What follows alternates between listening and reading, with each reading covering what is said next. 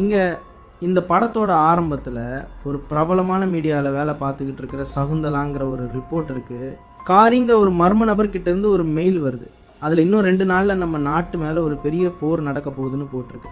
அதை பார்த்த அந்த சகுந்தலா அந்த ஏரியாவோட அசிஸ்டன்ட் கமிஷனருக்கு இந்த மெசேஜை ஃபார்வர்ட் பண்ணிடுறான்.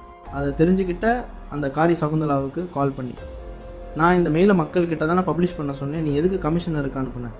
இப்போ ஒழுங்காக லைவில் போய் இந்த மெசேஜை மக்கள்கிட்ட சொல்லு, இல்லைனா உங்கள் அம்மா உயிருக்கு ஆபத்து அப்படின்னு சொல்லி மிரட்டுறான். அதை கேட்ட சகுந்தலாவும் பயந்து போய் அவளுக்கு வந்த மெசேஜை பற்றி பப்ளிக் கிட்ட லைவில் சொல்லிடுறான். இதெல்லாம் தெரிஞ்சுக்கிட்ட அவங்க கவர்மெண்ட்டை இந்த கேஸை விசாரிக்க என்ஆர்ஐயில் இருந்து ஆதிரைங்கிற ஒரு லேடி ஆஃபீஸர் அப்பாயின்மெண்ட் பண்ணுறாங்க. அவளும் இந்த கேஸை முழுசாக கையில் எடுத்துக்கிட்டு அந்த காரி யாருன்னு விசாரிக்க ஆரம்பிக்கிறான்.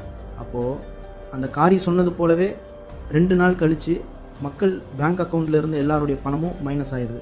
அதை பார்த்த மக்கள் எல்லாரும் ஷாக் ஆகி அவங்க அக்கௌண்ட்டு வச்சுருக்கிற பேங்க் கஸ்டமர் கேருக்கு கால் பண்ணி அவங்களோட பணத்தை கேட்டு விசாரிக்கிறாங்க.